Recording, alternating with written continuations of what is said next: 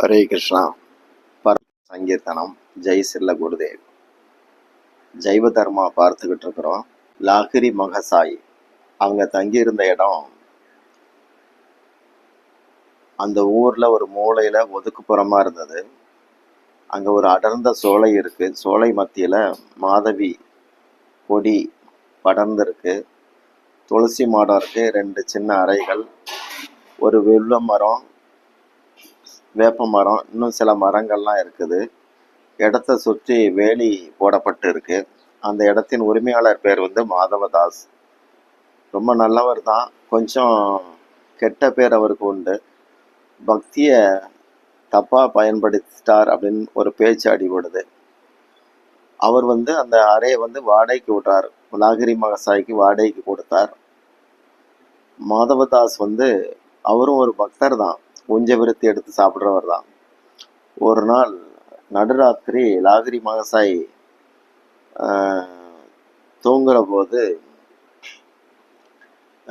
கொஞ்சம் நினச்சி பார்க்குறார். அதாவது தூக்கம் வர்ற வரைக்கும் வைஷ்ணவதாஸ்கிட்ட பேசின விஷயங்களை நினச்சி பார்க்குறார் அந்த லாகிரி மகசாய். அப்போ வெளியே ஏதோ சப்தம் கேட்க படக்குன்னு எழுந்து பார்க்கிறார். இந்த மாதவதாஸுங்கிறவர் ஒரு பொண்ணோட பேசிக்கிட்டு இருக்கிறார். இவர் லாகிரி மகசாய் வரவும் அவள் படக்குன்னு பக்கத்தில் இருந்த புதருக்குள்ளே மறைய முயற்சிக்கிறார். அப்போ மாதவதாஸ் ஒரு சங்கடத்தோட சில மாதிரி நிற்கிறார். அப்போ இவர் கேட்குறாரு, என்னாச்சு, என்ன விஷயம்னு லாகிரி கேட்க மாதவதாஸ் கண்கலங்கி, எல்லாம் என்னுடைய ஊழ்வினை அப்படிங்கிறார். என்னுடைய ஊழ்வினை இப்படி இருக்கு. பிரேம்தாஸ் பாபாஜி என்கிட்ட எவ்வளோ அன்பாக இருப்பாங்க தெரியுமா? இப்போ அவரை பார்க்குறதுக்கே எனக்கு வெக்கமாக இருக்குது, கூச்சமாக இருக்குது, தயக்கமாக இருக்குன்னு சொல்கிறார். அப்போ லாகிரி மகசாய் ஒன்றும் புரியாமல் விளக்கமாக சொல்லுங்கிறார். அப்போ மாதவதாஸ் சொன்னார், நீங்கள் பார்த்த அந்த பொண்ணு பூர்வாசிரமத்தில் என்னுடைய மனைவி தான். இப்போ நான் சந்நியாசம் பெற்ற பிறகு அவள் வேணுக்குன்னே வைஷ்ணவருடைய புனித ஸ்தலங்கள் எங்கெல்லாம் உண்டோ அங்கெல்லாம் போயிட்டு போட்டி போட்டு சேவை பண்ணுறா.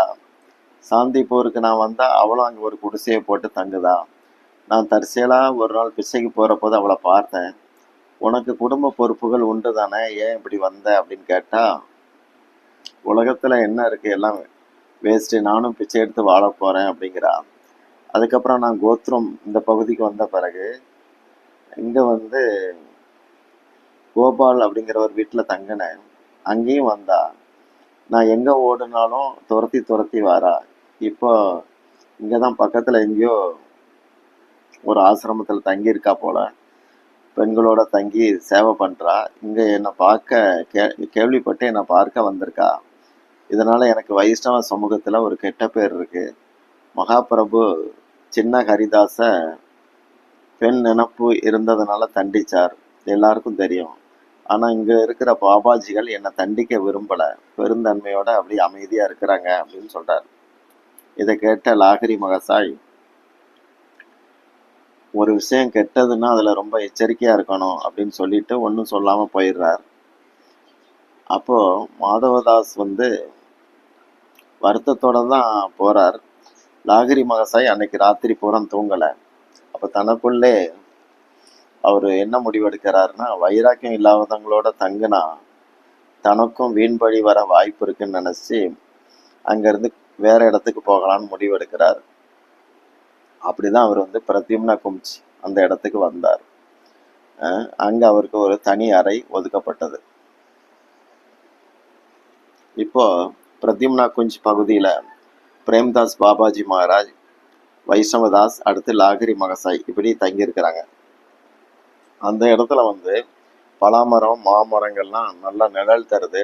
புன்னாக மலர்கள் பூத்து குலுங்குது. நடுவில் ஒரு சின்ன முற்றம், அதில் ஒரு சின்ன விசாலமான மேடை, உட்கார்ற வசதி உள்ள மாதிரி. இந்த மேடை பிரத்யும்னா காலத்திலருந்தே, அந்த பிரத்யும்னா பிரம்மச்சாரி காலத்திலேருந்தே இருக்குது. பல ஆண்டு காலமாக அங்கே வார பக்தர்கள் அந்த மேடையை புனிதத்தோட வளம் வணங்குறது உண்டு. அந்த மேடைக்கு சுரபி மேடை அப்படின்னு பேர். மாலை நேரத்தில் வைஷ்ணவதாஸ் பாபாஜி பாயில உட்கார்ந்து ஹரிநாமம் சொல்லிட்டு இருந்தார். அப்போ லாகிரி மகசாய் அவருடைய குடீரில் ஒரு சின்ன அகல் விளக்கு ஏற்றிட்டு உட்கார்ந்துருக்கிறார். அப்போ வாசல்ல ஒரு பாம்பு அப்படி அந்த பாதை வழியா போகுது. உடனே அதை அடிக்கிறதுக்கு லாகிரி மகசாய் ஒரு கம்பு எடுத்துட்டு போறார். அது ஓடிடுது பாம்பு. அப்போ வைஷ்ணவதாஸ்ட வந்து நீங்க ஜாக்கிரதையா இருங்க, விஷப்பாம்புகள்லாம் நடமாடுது அப்படிங்கிறார். வைஷ்ணவதாஸ் அவர்கிட்ட அதுக்கு ஏன் பதட்டமாகறீங்க, பயமா இருந்தா என் கூட வேணா தங்குங்க அப்படின்னு சொன்னார்.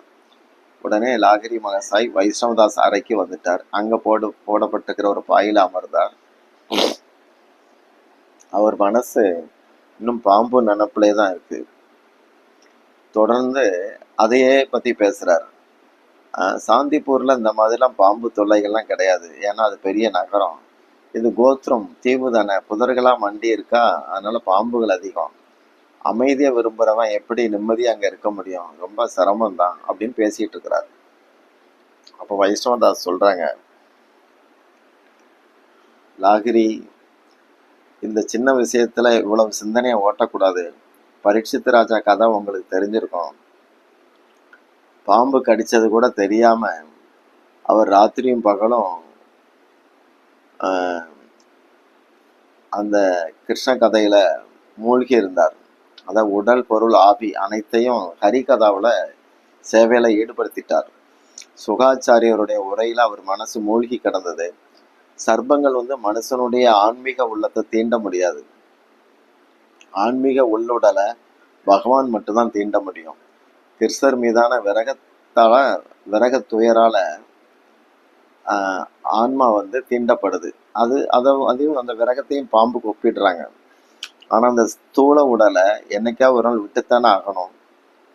சம்சார வாழ்வுக்கான அத்தனை அனுபவங்களையும் வினை பயன்களையும் ஜட உடல் எப்பவும் அனுபவிச்சுதான் ஆகணும். கிருஷ்ணருடைய விருப்பப்படி தான் ஜட உடல் கூட இருக்குது போகுது. பகவானுடைய விருப்பத்துக்கு மாறா எந்த முயற்சியும் நம் ஜட உடல் விஷயத்துல ஈடுபடாது. சர்ப்பம் பக்கத்திலே நீங்க தூங்கினா கூட பகவான் விருப்பம் இருந்தா தான் அந்த விருப்பம் தான் ஜெயிக்கும், பாம்போட விருப்பம் ஜெயிக்காது. அதனால வைஷ்ணவ தர்மத்தின்படி பார்க்கும்போது உண்மையான வைஷ்ணவர் பாம்பு போன்ற எதற்காகவும் பயப்படக்கூடாது. அபயச்சரம் தரக்கூடிய கரங்கள் பகவான்கிட்ட இருக்கு. அபயஹஸ்தம்னு சொல்லுவாங்க. சரண்கிறது பாதம். பயத்தை போக்கக்கூடிய பாதங்கள் உடையவர், பயத்தை போக்கக்கூடிய கரங்களை உடையவர். அந்த பாதங்களை தியானிக்கிற பக்தனுக்கு பயம் எங்கேருந்து வரும்? அவன் பயத்தை அசை போடுறானா பாதத்தை அசை போடுறானான்னு பார்க்கணும். நாம் வந்து அதுக்காக பாம்பை ஏன் கொல்லணும் அப்படின்னு சொல்லி வைஷ்ணவதாஸ் வந்து கேட்குறார்.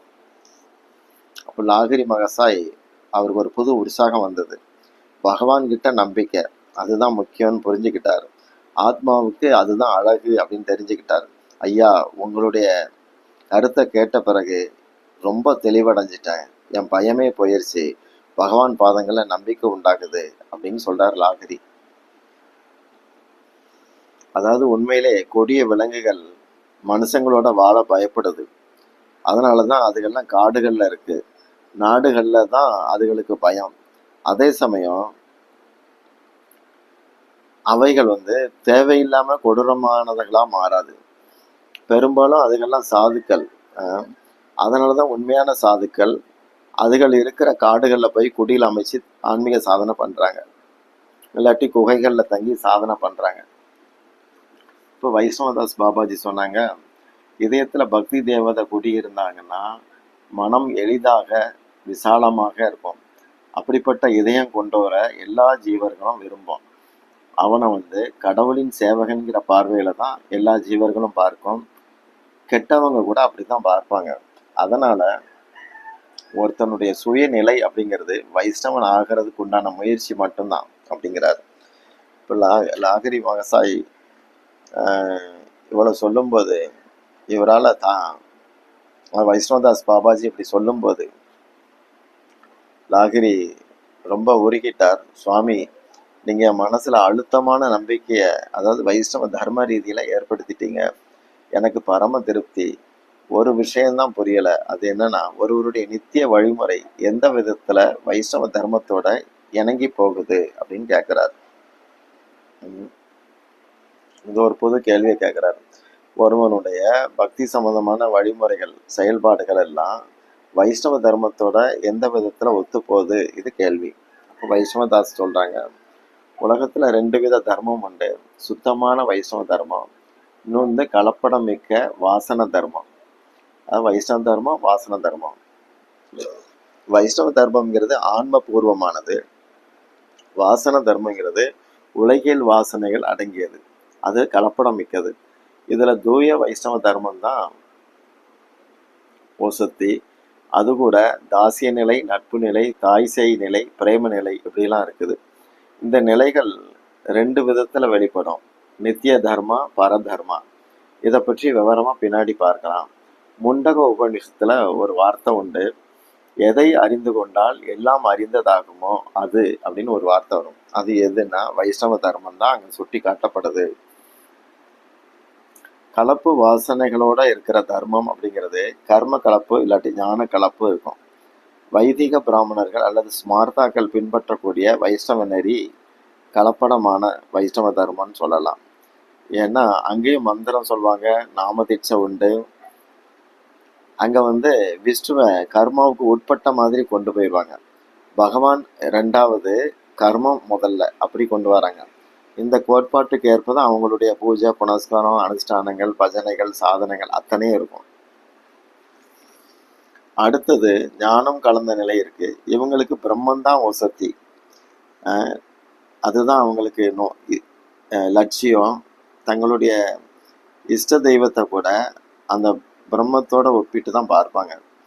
இறுதியில நிர்குண பிரம்ம நிலை அடையணும். அவங்களுக்கு கடைசியில பிரம்ம நிலைன்னு சொல்லி அந்த குணமற்ற அந்த பிரம்ம ஜோதி அதை அடையிறது. இவங்க புலப்படாத, புரிந்து கொள்ள முடியாத, எங்கும் நிறைந்த பிரம்மத்தை அடைய என்ன செய்யறாங்கன்னா பஞ்ச உபாசனான்னு வச்சிருக்காங்க. சூரியன், கணேஷ், சக்தி, சிவன், விஷ்ணு, இப்படி ஒரு 5 உபாசன மூர்த்தி வச்சிருக்காங்க. சில சமயம் இவங்க ராதா கிருஷ்ணா அப்படின்னு கூட சொல்லுவாங்க. ஆனா ஞான பிரதானத்தோட பக்தி இல்லாம இருப்பாங்க. இது முகமூடி பக்தின்னு சொல்லலாம். கலப்பட வடிவங்களே இல்லாத, அதுக்கெல்லாம் அகற்றப்பட்ட நிலைகளை வெளிப்படுகிற சுத்த வைஷ்ணவ தர்மம் தான் தூய வைஷ்ணவ தர்மம். ஸ்ரீமத் பாகவதம் இதை பத்தி ரொம்ப தெளிவான கருத்துக்களை தருது. மனிதனுடைய ஆன்மீக நாட்டம், ஆன்மீக விளைவு 3 வகை இலக்குகளோட இருக்கு. ஒரு இலக்கு பிரம்மம், அடுத்தது பரமாத்மா, அதுக்கடுத்து பகவான். இதுதான் இறை தேடல்ல இருக்கிற இறுதியான உண்மைகள், முடிவான உண்மைகள்னு சொல்லலாம்.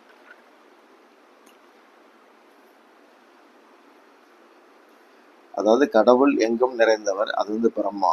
எல்லாவற்றுக்குள்ளேயும் உணர்வாக இருக்கிறார், உணர்வை தரக்கூடிய பரமாத்மாவா இருக்கிறார்.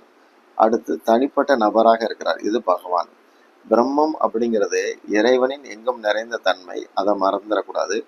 இது நம்ம ஒரு உதாரணத்தை கொண்டு இதை புரிஞ்சுக்கலாம். சூரிய தேவன் தனியா இருந்தா கூட தன்னுடைய ஒளியால எங்கேயும் நிறைஞ்சிருக்கிறார். சூரியனிலிருந்து தான் ஒளியே தவிர ஒளி சூரியன் கிடையாது. அப்போ பிரம்மம் அப்படிங்கிறது ஒரு அல்டிமேட்டா பேசக்கூடாது. ஆனா இதை ஒரு உண்மையாக வச்சு ஆன்மீகவாதிகள் கொஞ்சம் இருக்கதான் செய்யறாங்க. பிரம்மத்தை நோக்கிய மனப்பாங்கு பிரம்ம பிரவருத்தின்னு சொல்லப்படுது. பிரம்மத்துல தீராத மோகம் கொண்டவங்க நாள்பட அதுல ஒரு சுவை ஏற்பட்டு அதுவே உயர்ந்த நிலை அப்படிங்கிற மாதிரி வந்துடுறாங்க. அவங்கெல்லாம் பிரம்மவாதிகள்னு சொல்லப்படுறாங்க. வைஷ்ணவ தர்மத்துல ஞானம் மறைஞ்சிருக்கிற மாதிரி இறை தத்துவத்துக்குள்ள மறைஞ்சிருக்கிற ஒன்றுதான் பிரம்மம் அப்படிங்கிற ஒரு நிலை. அடுத்து 2வது பரமாத்மா. இது இதயவாசியான பரமாத்மா மேல சூட்ச்ம நிலையில ஒரு ஜீவன் வச்சிருக்கிற வழிபாடு. இது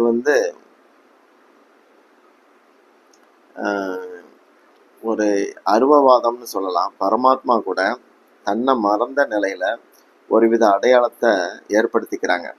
அஷ்டாங்க யோகம் முதலான சில சாதனைகளை சில பாதைகளை இவங்க கை கொள்றாங்க. கர்மயோகமும் இந்த இதுக்குள்ளதான் அடங்கி வரும். கர்மயோகங்கிறது கூட விஷ்ணுவை தியானிப்பாங்க. இந்த பரமாத்மா நிலைங்கிறது கர்ம கலப்பு பகுதி கொண்டதாகத்தான் இருக்கு. அடுத்து பகவான் பிரவருத்தின்னு ஒன்று இருக்கு. இவங்கெல்லாம் அதிர்ஷ்டசாலிங்க. தங்களுக்குள்ள மறைஞ்சிருக்கிற பக்திங்கிற தெய்வீக உணர்வை, தெய்வீக அன்பை நேரடியாக புரிஞ்சுக்கிட்டு பகவானுடைய தனிப்பட்ட உன்னத வடிவத்துக்கு அன்போட சேவை செய்ய பக்தி மார்க்க கொள்கைகளை ஒரு சுவையோட அதில் சுவை ஏற்பட்டு பின்பற்றுறாங்க. இது சரணாகதியிலேருந்து ஆரம்பிக்குது. அவங்களுடைய பக்தியில் கர்ம ஞான கலப்பு சுத்தமாக இருக்காது. தூய பக்தி அவங்களுடையது. பக்திக்காகவே பக்தி பண்ணுவாங்க. அவங்களுக்கு பக்தி தான் முதல் முடிவு.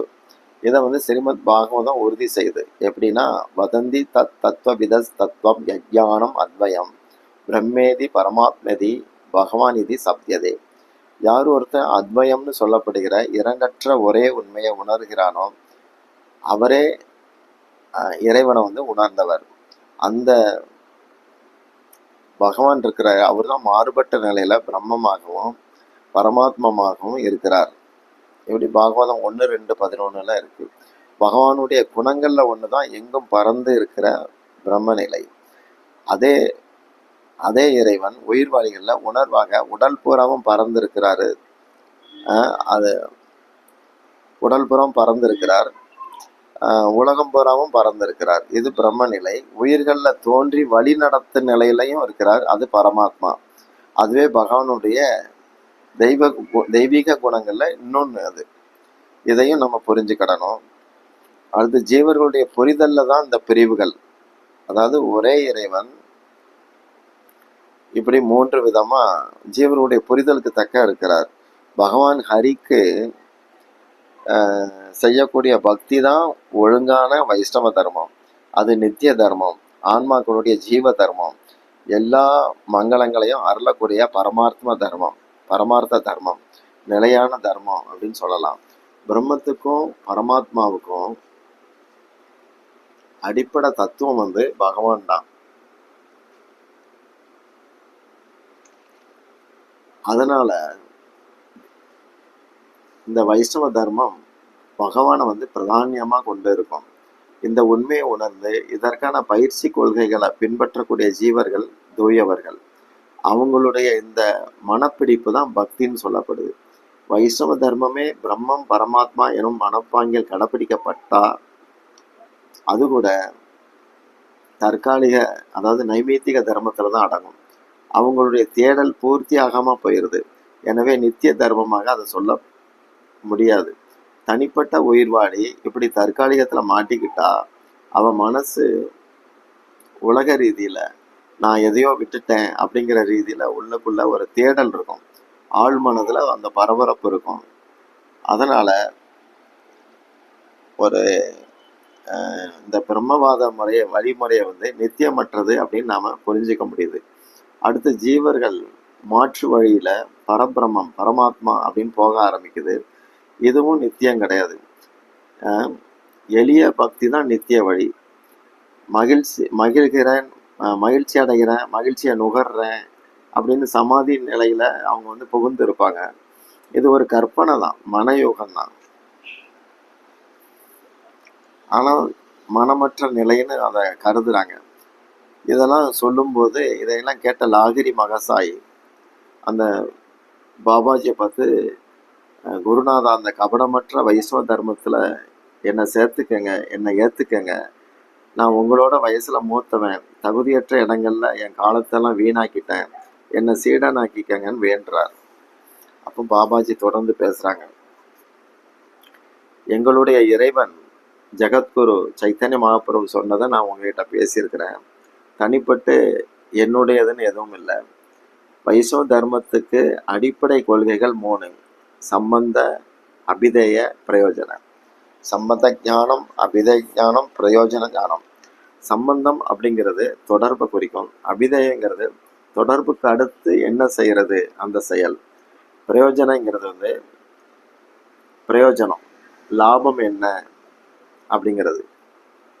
இதுல சம்பந்த தத்துவத்துல 3 பிரிவு இருக்கு. முதல்ல மாயை, அடுத்து ஜீவன், அதுக்கடுத்து இறைவன். இறைவன் எங்கும் நிறைந்தவர், அனைத்துக்கும் அதிபதி, அனைவரையும் ஈர்ப்பவர், நன்மைகளின் இருப்பிடம், கருணை மாளிகை, மாயையோ ஜீவனோ இருவருக்கும் அவரே அடைக்கலாம். ஆனாலும் மாயையில் கூட ஜீவனுக்கு உதவக்கூடியவர், அந்த மாயையை வச்சு கூட உதவி செய்வார். அவருடைய திவ்ய அங்க ஒளிக்கதிர் தான் பிரம்மம். தமது தெய்வீக ஆற்றலால உலகங்களை வெளிப்படுத்துறார். வெளிப்பாடுகள்ல அடுத்து நுழையிறார். அதுதான் பரமாத்மா. எத்தனை ஆளுமைகளும் அவருடைய சக்திக்குள்ளதான் இருக்கு. அந்த சக்திகளுக்கு எஜமானனாக, ஆளுநராக கிருஷ்ணருங்கிற பேர்ல பகவான் இருக்கிறார். அவர் தனக்குள்ள விரும்பி ஆளுமை தன்மைய அறிந்திருக்கிற ஒரு சுதந்திர புருஷர். அவர் தனக்குள்ள விரும்பி இல்லை, தனக்குள்ள வரம்பு என்ன, ஆளுமை தன்மை என்ன, இதெல்லாம் தெரிஞ்சு வச்சிருக்கிற ஒரு சுதந்திரமான நபர், பெர்சனாலிட்டி. குருவாக இருந்து அருள்றதும் அவர்தான். நன்மைகளில் அவர் ஈஸ்வரன், படைப்பாளி. படைப்புக்குள் அவர் நுழையும் போது பரமாத்மா. அப்போ அவர் பரபிரம்மனா இருக்கிறார். பரம வியோம நிலையில நாராயணர்னு அழைக்கப்படுறார். படைப்பின் தன்மையில அவர் கிருஷ்ண சந்திரன். கோப இதயங்களை திருடக்கூடிய கல்வன். அவருடைய படைப்புகள் அத்தனையுமே நித்தியம்தான், ஆனந்தம்தான். அவருக்கு, அவருடைய செயல்களுக்கு ஈடு இணை எவருமே கிடையாது. அதாவது ஒப்பாரும் இல்லை, மிக்காரும் இல்லை. பராசக்தி அவருடையது. அவருடைய படைப்புல ஜீவர்கள் 3 விஷயங்களை மட்டுமே உணர முடியும், மற்றதெல்லாம் உணர முடியாது. இப்படி ஒரு விளக்கம் கொடுக்குறாங்க பாபாஜி மகாராஜ். சித் விகாரம்னு ஒரு நிலை, லீலைன்னு ஒரு நிலை, அடுத்து ஜீவநிலை, அதாவது ஜீவனுடைய ஸ்தானம்னு சொல்லலாம். பிறகு 4வதாக ஒன்று இருக்கு மாயா. சித் விகாரம் அப்படிங்கிறது ஜீவர்களுடைய அந்தரங்கத்தில் ஏற்படக்கூடிய உள்ளொளி, அதாவது ஒரு தெளிவு. லீலா அப்படிங்கிறது நீங்க கடந்து வந்த பாதையில அதுல கிருஷ்ண பக்தியை உங்களுக்குள்ள ஏற்படுத்திய மாற்றங்கள் இருக்க, அது லீலா பகுதியில வருது. மாய பகுதியில எல்லா அனுபவங்களும் காலத்தை ஒட்டி உண்மைன்னு பட்டுச்ச, அதை குறிப்பிடுறாங்க. இப்போ இந்த சம்பந்த தத்துவத்தை இன்னும் மேற்கொண்டு சொல்றாங்க பாபாஜி மகாராஜ். அதுல என்ன சொல்றாங்கன்னா, இறைவன் ஜீவன் இவங்களுக்குள்ள தொடர்பு, அடுத்து இறைவன் ஜீவன் இவங்களுக்கு ஜடத்தோட என்ன தொடர்பு, அடுத்து ஜீவன் ஜடம் இவங்களுக்கு இறைவனோட என்ன தொடர்பு, இது பற்றிய விஷயங்களை எல்லாம் தெரிஞ்சுக்கிட்டா அது நல்லது. இது தெரிஞ்சுக்காத போது வைஷ்ணவ தர்மத்தை புரிஞ்சு நடக்கிறது கொஞ்சம் சிரமம்தான் அப்படின்னு சொல்றார் வைஷ்ணவ பாபாஜி மகாராஜ். ஹரே கிருஷ்ணா. மீதி அப்புறம் பார்க்கலாம்.